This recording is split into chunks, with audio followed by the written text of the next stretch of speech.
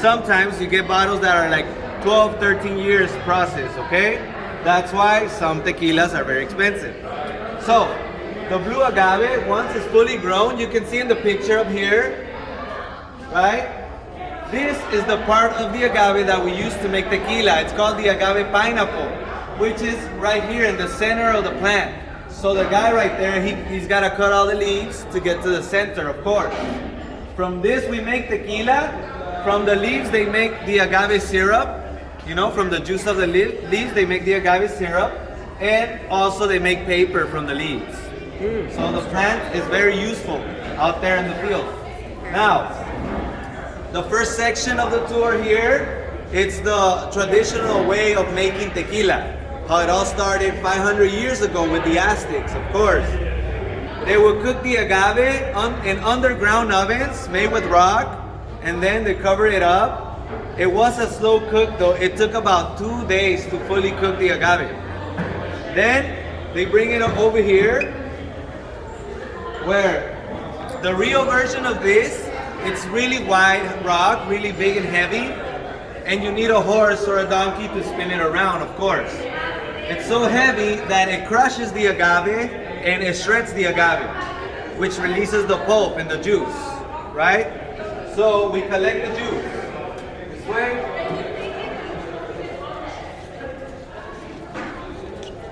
Okay, so the juice is collected and then placed here for the fermentation process. This is the stage when it's gonna develop the alcohol, right? It takes 3 to 6 days and it develops kind of like craft beer, 4.5 to 8% level of alcohol. So it's not too strong in alcohol yet, right? But this fermented juice is called the nectar of the gods. That's what the Aztecs used to call it, and that's what they used to drink back in the day. They didn't make tequila just yet. They would drink the fermented juice. Later, when the Spaniards come to Mexico, they're the ones that knew about it, you know, about getting hard liquor from distilling fermented juice. So that's how it started. You take the juice, you put it here, fire, vaporize the juice, cold water on top, condensation, and then distillation. This is pretty much a moonshine tequila. Why? Because the level of alcohol after one distillation, it's 70, 80% or even higher. And for that reason, there's ethanol and methanol in the alcohol, which you're not supposed to drink the methanol, right? But that's why back in the day, you know, if you were a heavy, consistent drinker, you could go sick really fast. But today, what they do, they regulate tequila, they distill it a second time, where they get rid of the methanol and reduce the level of alcohol to where it's normal for tequila, which is from 35% to 55%, which is still high a little bit. But that's why the commercial tequilas you see out there are either 40% and 38%, you know, which is the best tasting tequila. All right, this way.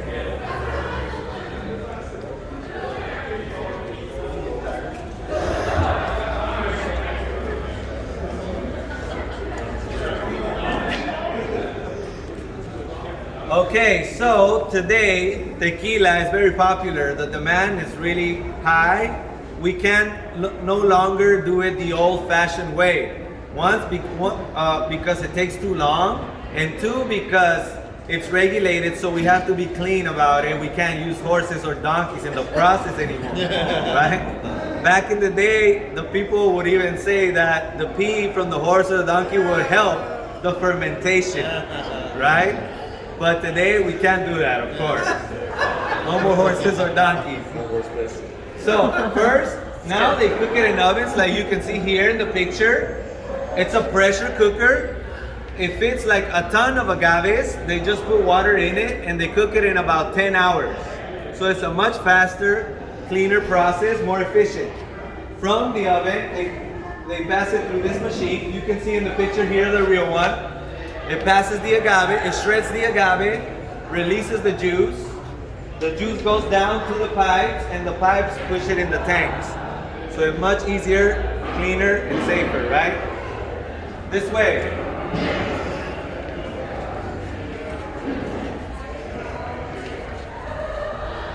On this side, we have the different tools invented by the Aztecs, of course. They're so efficient, they make the same tools today.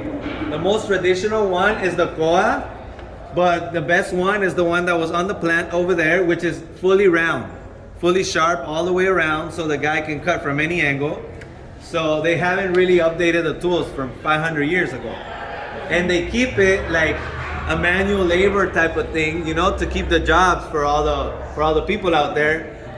Just cutting plants, there's about 80,000 guys every day, like on the fields of agaves, which they are like 350 million agaves planted out there in Jalisco. So close to 80,000 guys are cutting plants every day, and that's just the cutters. Then you got, you know, the people that run the factories, you know, the people that taste the tequila to make sure it's good. So the most important people. Yeah. Okay, so the key to making tequila is the double distillation. The first one, they use stainless steel. This is pretty much, we get the same thing as we did before. We get the moonshine tequila right after, because here what happens is you take the water out of the juice. Take the water out and you're remaining with all the alcohol. And we got the methanol too. So what they do, they run it a second time, but now they use copper so they can control the temperature better with copper. And they reduce the temperature and the methanol gets stuck now in the filters. And they have a double filter just in case. But ethanol is able to cross the filters, which is what we want. And now we get the silver tequila. That's the traditional name, silver tequila, tequila de plata, the clear one. Tequila blanco, they also call it. And that's where the guy checks the level of alcohol, tastes the tequila. If it's the right recipe, you know, the flavor, good to go. Bottle it up, silver tequila, ready to go. All right? This way.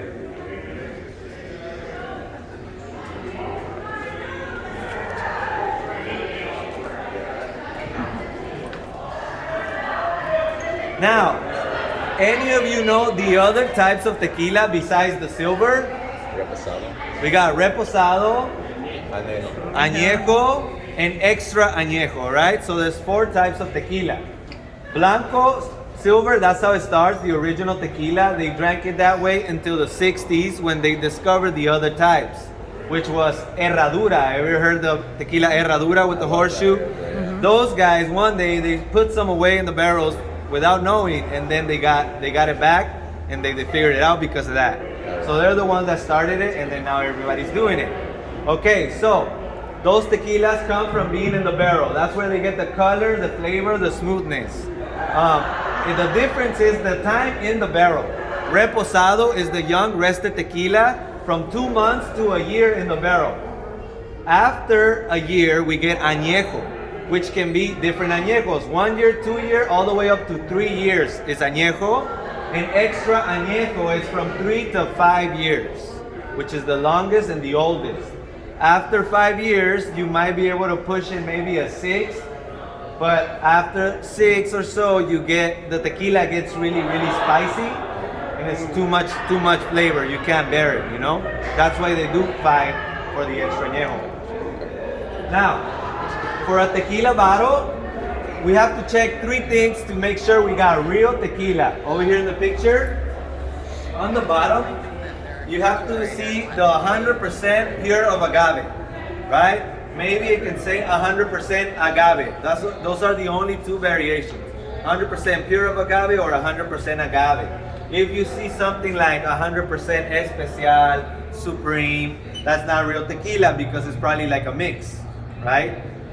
100% pure of agave, the level of alcohol from 35 to 55%, that's tequila. The traditional here in Mexico is usually 38. To ship it out is 40%. Out there in the States, you see the 40%.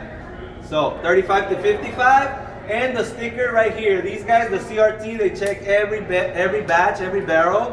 So if it's good tequila, they come back and stamp your bottle. It could be a different color, but it should have a sticker, okay? Check those 3 things, you got real tequila. Stop. This way. This picture here, it's our factory where they make the tequila, of course. It's in Puerto Vallarta, Jalisco. So it's a cruise ship town as well, Puerto Vallarta. The name of the tequila is Doña Engracia, which was the lady who started the company 95 years ago. So in 27 will be 100 years old. The factory, and it's always remained a small tequilera, you know, a small amount of tequila it's made. So they only sell it here and there, right? Only for the tasting and the people that come to towns, you know. We don't make enough tequila for us to be able to pay for the permit to sell to the market and then to the world, you know. You gotta be making so much so you can be able to profitize. Yeah. And the tour here is really cool because it's outdoor, indoor, and everything that I just did, it's happening there, you know, live, where you can see it, the tequila being distilled, and even try it right after, which sometimes it comes out like 55, 57%, right? And also they give you as many shots as you want to take here. Could we have been on a tour to that? Probably, yeah. I think we've been there. It's like a 25 minute from the port. And right now, the great grandson of Engracia is running the company. His name is Andres. So if you ever go here, ask for him, and he'll treat you real well. Okay. Okay. Last up.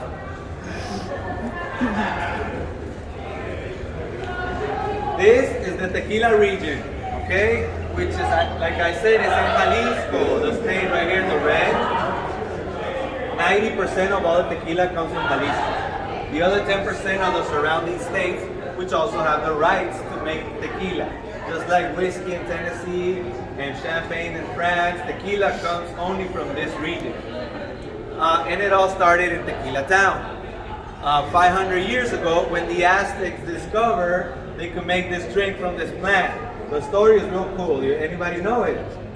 All right, so one day, the Aztecs on a stormy weather night, they're just, you know, hanging out in Tequila Town, probably sacrificing a few people, you know, a normal Aztec day. And one of the lightnings landed on the agaves, of course, and it burned the agaves, so by the time they show up, it's like a cooked agave. And that's how they figured it out. For that reason, the juice that they used to drink, they called it the nectar of the gods, because it was a gift from the gods for them, right? So that's how it all started back in the day, which is also the reason they used to be very spiritual. They used to say that 400 rabbit spirits were in the agaves, right? So when you drink tequila and you get drunk, one of the rabbit spirits possesses your spirit, and that's why we do stuff that we don't usually do when we're sober. That's how they used to, you know. So blame the rabbits, okay? All right, tequila, the word, it means land of sharp rocks. That's what the word means, because it's a volcanic region, so that's the reason why out there the soil is very good for this type of plant, right? The temperature is high, so the plant produces a lot of carbs, which is good. They turn into sugar and then sugar into alcohol. So, and the famous Tequila Train, guys, from Guadalajara, Jalisco, it takes you to Tequila Town in about an hour and a half ride.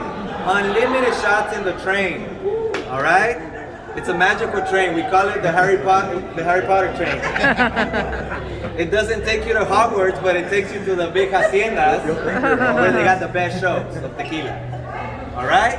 I want to go there. Ready for some tequila? Yeah. Let's go into the happy I room. want to go there. The happy I room. want to ride that train. Here we go.